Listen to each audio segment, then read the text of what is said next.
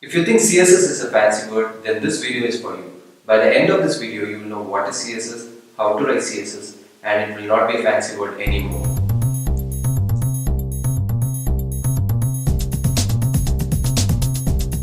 Similar to the previous video, I have Google Docs opened. Here I have the story of Animal Farm. It's a good book, you should check it out. I'm going to open my Visual Studio Code editor. Make sure you have installed this editor, and I'm going to create my HTML document. I'm going to name it as index.html and save it in desktop, and there I have my basic HTML page. I'm going to give the title CS intro and heading as Animal Farm. Let's copy this paragraph, this dialogues here. Okay, so I have copied the dialogue. Along with the dialogue, I have added the p tag. You have to add the p tag one by one.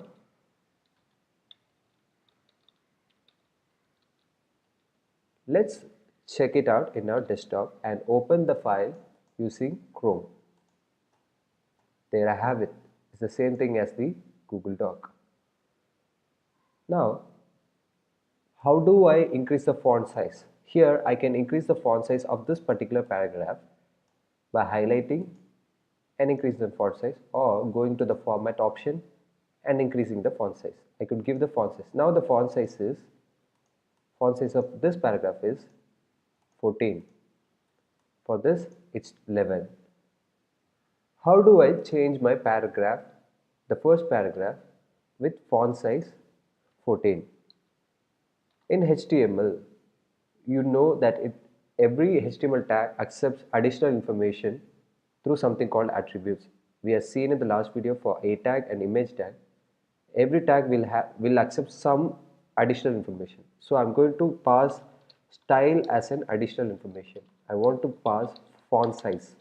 You could guess it is a font size, and I'm going to say it is 28 pixel. Save, refresh. So there I have it. So we have increased the font size, just like we have increased the font size here. We increase the font size through an attribute, through style attribute. This style attribute is there for all tags, for h1, p tag, body, for everything there is this style attribute. We have increased the font size. Let's do something else. I need to change this into a bold text. So I can click it here, or in format option I could click bold, make it bold. How do I make that font bold? So we have to change the font into bold, right? So I have already created a style. If you are creating additional style, you should add it after a semicolon. After semicolon, I'm going to say it's like separating. In English, you will use dot to denote that the sentence has ended. Similarly, here you use semicolon, and I'm going to say font bold. If I say font, it can mean font size, it can mean font color. I need to be specific on what I want. So I can say font weight. So I'm going to say font weight is bold. I've saved it, refresh, there I have it. So this is how you add a style to a certain elements. In Google Docs, you just highlight and make it bold, increase font size. Here you will pass it under style attribute. What if we want the same styling to be applied to all the paragraph? We would highlight it and increase the font size and make it bold. Now all the paragraph looks alike. We could do the same thing here in our HTML by copying the style and pasting it in each and every paragraph like this. But you don't want to do this, right? It becomes laborious. You don't want to do the same thing repetitively. Instead, it would be nice if you could say style. If there is a paragraph style, apply this style. Wouldn't it be nice? In HTML, there is another way to say a style.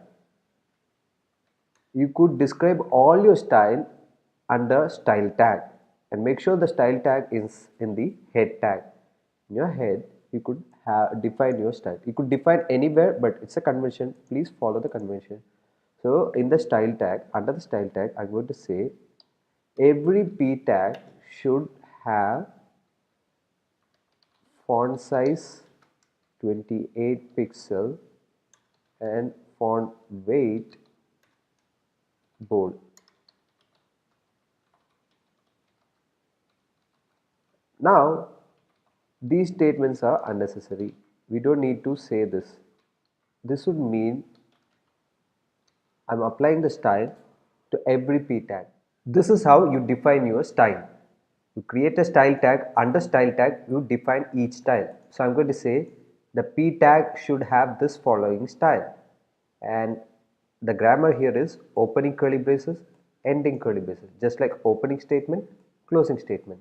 And each style after defining you should end with semicolon, just like you would end with a period or full stop in sentences in different languages. You will have curly braces here. So this is how you define a particular style. I'm going to save this. Let's see this in our browser. So there I have it. So it successfully works. Let's see a different style. I'm going to change the color. So I could change the color to orange. Let's try changing the color to orange or orange red. Let's refresh, and it works. It works just like we expected. Every paragraph has turned orange, but it doesn't look like this because this pig is a head pig. It's a good pig that said 4 legs good, 2 legs bad.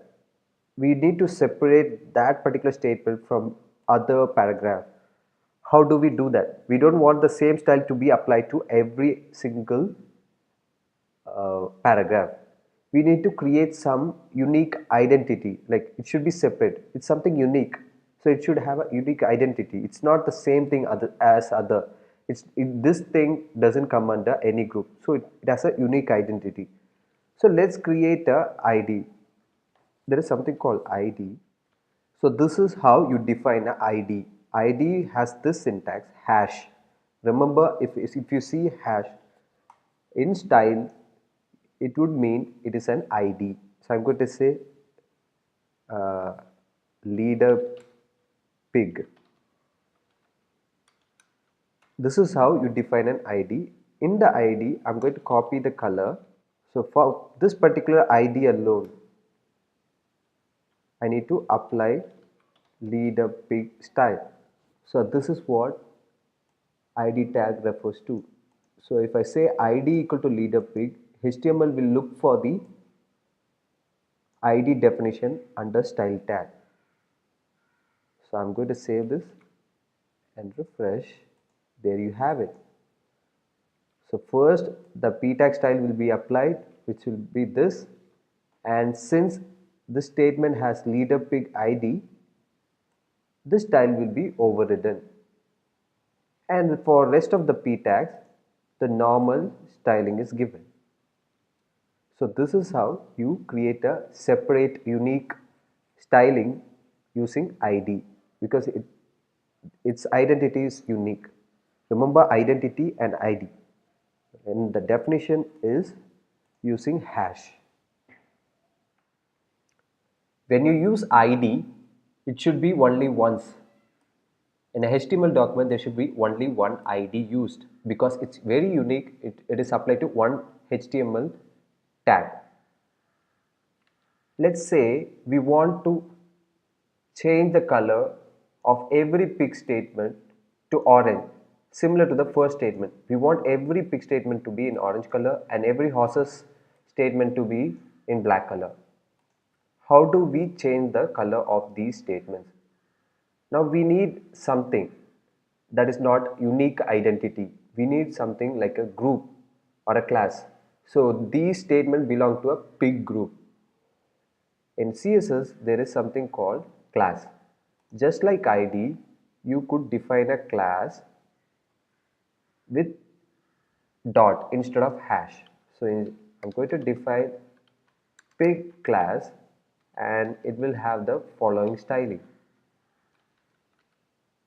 Just like ID is passed to an HTML tag, you can pass class using the keyword class. So this statement should have the pig class and this also should have the pig class. Now every paragraph with pig class will be orange. Refresh and works. We have successfully turned all our pig statement into this particular color. Let's change the color for horses. I'm going to say horse and give it red color. Class will be horse. If I don't think for this, I haven't given the class horse, so it doesn't have the horse related styling. It has the styling related to the p tag. Here the font size and font weight is already defined in the p tag, so we are redundantly defining it again in horse and pig statement. So I'm going to delete it because it's a p tag, so this style will be applied and it has the class pig, so this will be added. So all the three will be there.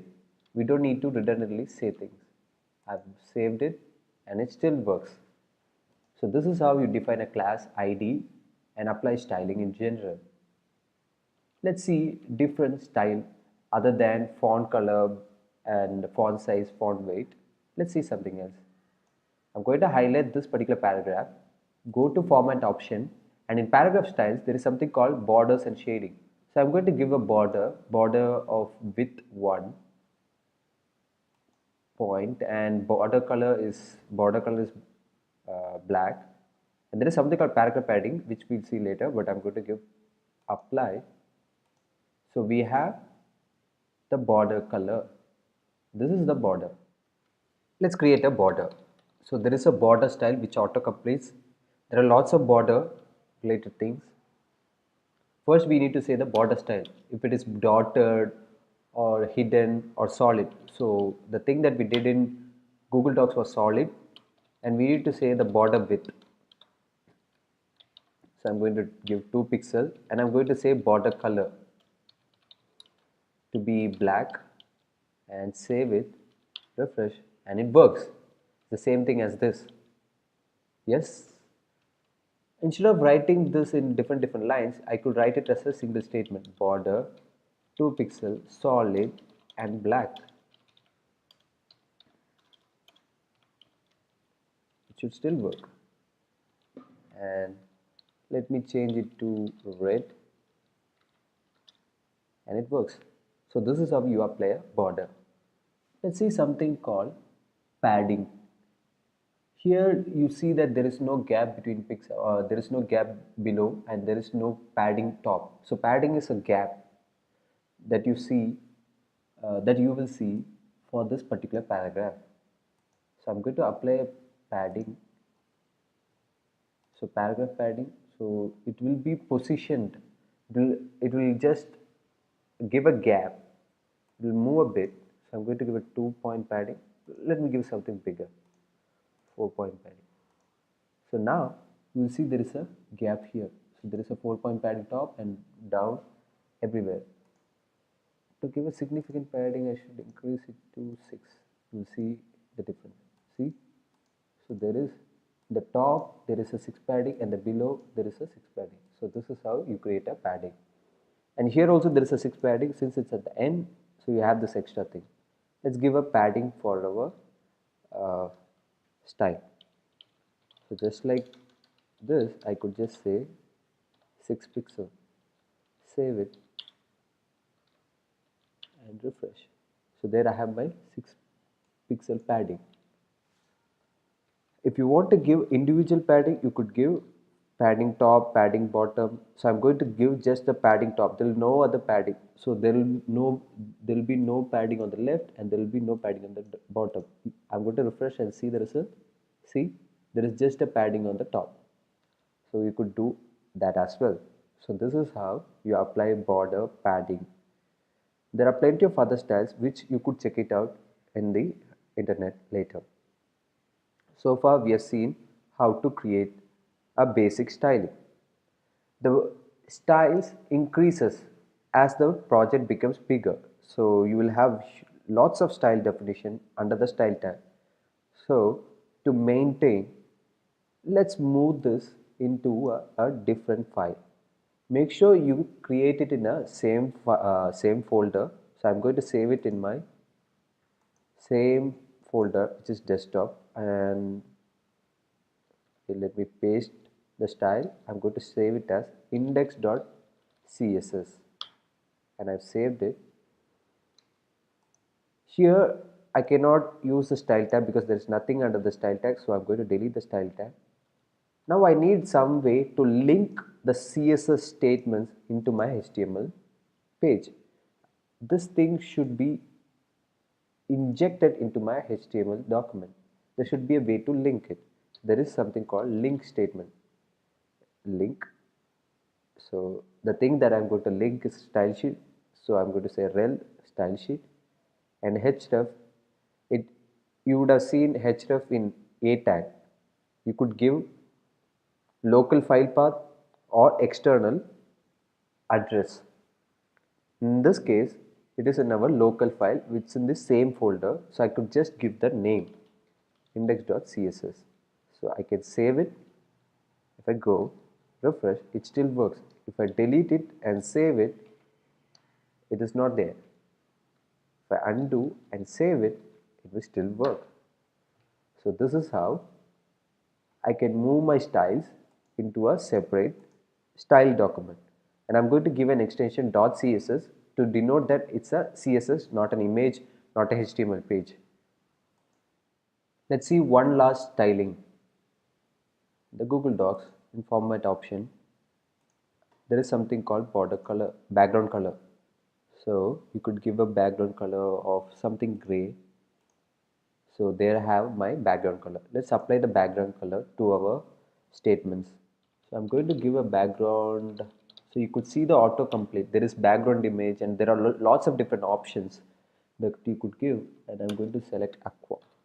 Save it and refresh. So there I have my background color. You could give background image. You could give margin, and there are lots of other style that you could see by Google later. So this is just an introduction into CSS. So far we saw that you could define a style for specific HTML tag using this particular statement. If it is a p tag, you could say p tag. If it is h1, you could say h1. If you need a very unique styling for a particular HTML tag, you use something called ID, which involves hash. If there is something which is repetitive, you could use class. So this is how you define a style. Previously we defined it under a style tag. Then as it became bigger and bigger, we moved it into a index.css file and we have linked it using this particular statement. So this is how you define a style. So style is just a format option in HTML. Fortunately for us, we don't need to write basic styles. There are people who have written lots of styles for us already. Twitter has given Bootstrap CSS, which has been used by most companies. There are other projects like Foundation UI, Semantic UI, and there are lots of CSS libraries that are available for us. Let's see Bootstrap example. So I'm going to go to the Bootstrap website. I'm going to click getting started and I'm going to copy the starter template and paste it into our index.html. Save it. See, even the h1 tag is very different. It has already changed. So we are using the styles of Bootstrap because we are using link rel style sheet. So this statement would mean we are using the style sheet of Bootstrap. The people at Bootstrap have defined different classes and different IDs already. All we need to do is use the class name to our HTML tags, to whatever tag that we want. Ignore this part. This is something called JavaScript. If you don't know, you can ignore that part. Let's try their docs. Let's browse through their docs. There is something called components and there is alert. So as I scroll, there is code. There is the HTML code. So I'm going to copy this into my VS Code under this, and I'm going to save. So what it means is, this div tag will have the class alert primary, and where is this class defined? It will be defined here. So we are just reusing the style done by the Bootstrap developers. That is all we are doing. I'm going to save it and I'm going to the browser and do a refresh, and it works. Isn't that awesome? All you need to do is reuse whatever they have done already. So there are lots of things like navbar. Try copying and pasting it. It should work. So most of the time it will just be reusing. So I have copy pasted it and I'm going to refresh. So there I have my navbar. Isn't that awesome? So this is how you use a Bootstrap library. There are plenty of library. You could use the library and define your own style. You could customize and do lots of stuff with it. So this is what CSS is, and it's not a fancy word anymore, I hope. So far, we saw an introduction into HTML and CSS. There is an immense demand for designers who can give the design in HTML and CSS. If you want to be a developer, you could learn JavaScript in addition to HTML and CSS. We will learn about JavaScript and React.js in subsequent videos. For more such videos, please like this video and subscribe.